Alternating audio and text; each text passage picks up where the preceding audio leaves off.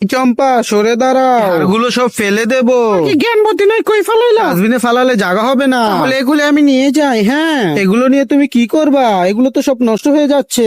তাহলে আমি তোমাদের বাসায় আসবো, ওকে? কোনো রেসিপি পাকালে অবশ্যই আপনাকে ডাক দেবো। তাহলে এগুলোকে বস্তায় ভরে আমি নিয়ে যাই। চম্পা, তুমি যদি ভালো রেসিপি পাক করো অবশ্যই দাওয়াত দেবে, এবং যদি না করো তাও ডাক যাক, দিবে। অবশেষে সব বড় হয়েছে, এবার বাইতে যাই বাইতে যাই, আবার পাকও করতে হইব, টাকলারও দাওয়াত দিতে হইব।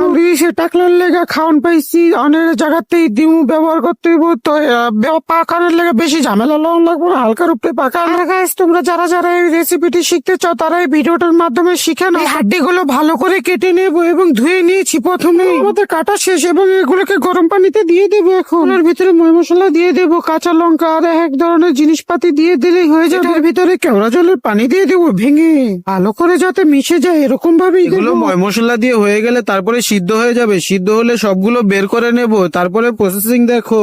এগুলো ঠান্ডা পানিতে দিয়ে নেব এবং এর ভিতরের নেহারি গুলো বের করে নেব। সব এগুলো বের করে নেব এবং এর ভিতরে আরো ময় মশলা দিতে হবে।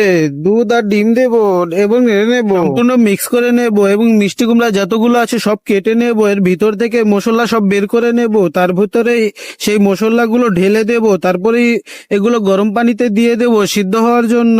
সবকিছু রেডি হয়ে গেছে এবং এটাকে বের করে নেব। দেখো কি সুস্বাদু লাগছে, ওয়াও!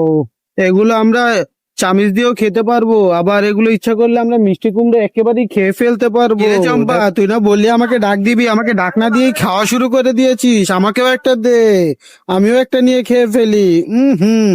মজা হইছে অনেক। অনেক মজা রে, অনেক মজা। আমাদের ভিডিওটা ভালো লাগলে অবশ্যই সাবস্ক্রাইব করে দিও এবং পাশে থাকা বেল